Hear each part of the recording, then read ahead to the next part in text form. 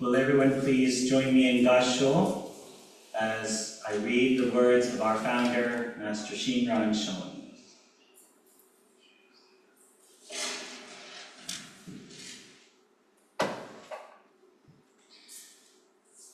But though the light of the sun is veiled by clouds and mists, beneath the clouds and mists there is brightness, not dark. When one realizes Shinji, seeing and revering and attaining great joy, one immediately leaps crosswise, closing off the 5 evil courses. Namo Amida Butsu. Namo Amida Butsu. Namo Amida Butsu.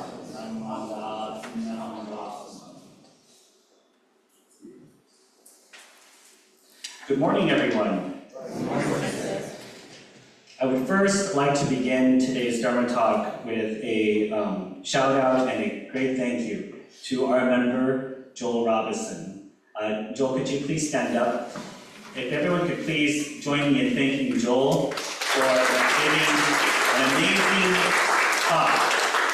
For those of you who missed the talk, do not worry. I will be posting the lecture and question and answer period of the seminar later on today on YouTube. And I would highly encourage all of you to please watch it. For those of you who did come yesterday, I'm certain you share my feeling in listening to such a wonderful message by a wonderful new member and a great asset to this community. So thank you very much, Joel, for such a wonderful talk. Today's Gosandai, or quote that I quoted today, comes from the chant that we just did, called the Shoshinge.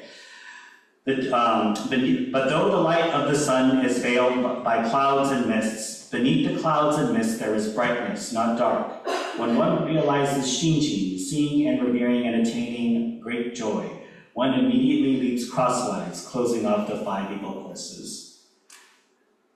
For those of you, once again, this is a very central tenet to the sect of Buddhism that we belong to called Jodo Shinchu, or Pure Land Buddhism. And I think it is very much captured by Master Shinran in this message. One of the things that's very unique about Jodo Shinchu is that it very much humbly acknowledges, it encourages all of us to humbly acknowledge our humanness, and very much encourages us to be self-aware of our humanity. And this is all the things that are included in our humanity, whether it be our happiness or sadness, the things we become attached to, the people we are attached to, and our ideas that we are attached to, the ideas of ourself, the human calculation that we do on a daily basis. This brings to our attention sometimes the foolishness of our thinking, the thinking that that I am always right, or that you're wrong and I'm right. This brings us forth with this idea that, we are imperfect, unenlightened beings. And yet, at the same time, because we are imperfect and unenlightened beings, this teaching was made specifically for us, for the benefit of us. And not to say that you have to change and become good people, but that because of our humanity, because we are human, and because we sometimes can be mistaken and self-deluded with our thoughts and ideals, we are embraced by everlasting wisdom and compassion of Amida Buddha. Amida Buddha represents and is the embodiment of this wisdom and compassion, the working of the Dharma.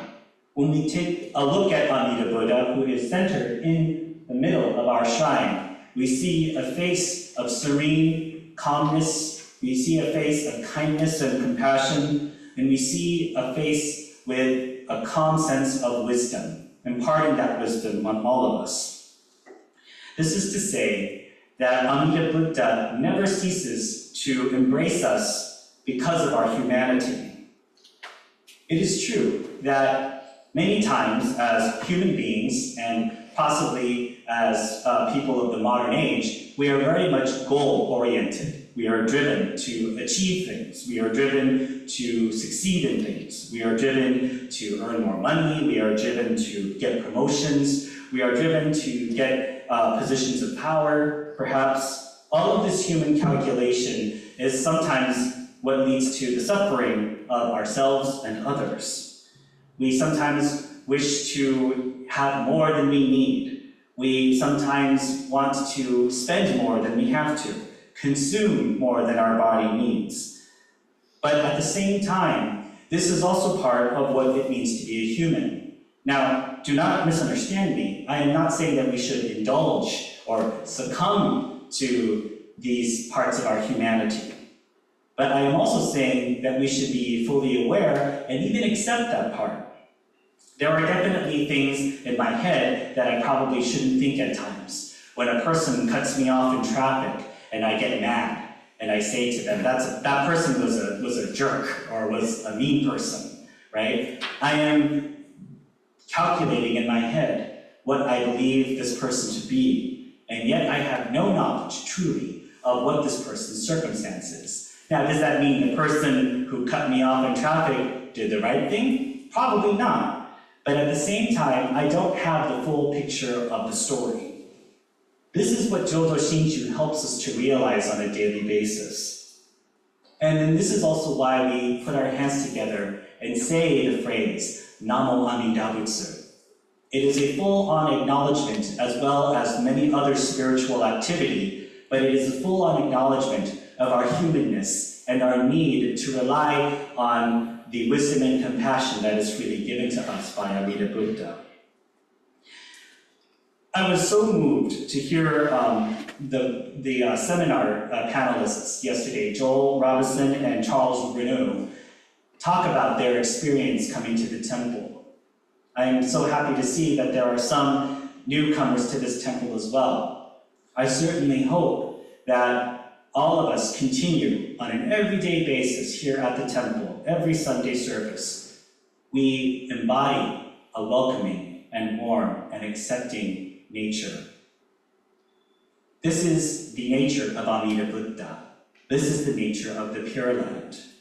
When we talk about the Pure Land, when we talk about this sense of, this sense of true acceptance, the sense of 100% acceptance, and when we say all are welcome here, this echoes the message of Amida Buddha's Pure Land. We don't have to be a certain way to go there. We don't have to be a certain ethnicity to go there. We don't have to be a certain sexual orientation, gender identity. All beings are embraced by Amida Buddha's wisdom and compassion. It is very true that we as humans sometimes make value judgments and self-calculations. It is very true that we at times have the mist of clouds. Going back to the quote I said this morning, this darkness, the clouds and the mists represent our ignorance, our judgments, our self-calculation. But at the same time, when Shinran talks about what's beneath the clouds, it's not just this pitch black darkness. The sun is still able to pierce through those clouds. And for all of us who live here in the Northwest, I know we can really relate to this analogy of clouds. And yet at the same time, right, even when it's cloudy and overcast, we can still see outside. The sun still pierces through. We are able to also embody this quality. Yes, from time to time, we will make mistakes. We will sometimes give in to our anger. We will sometimes plow ahead with our ignorance. Yet at the same time, that doesn't stop wisdom and compassion working for us. I think it is wonderful.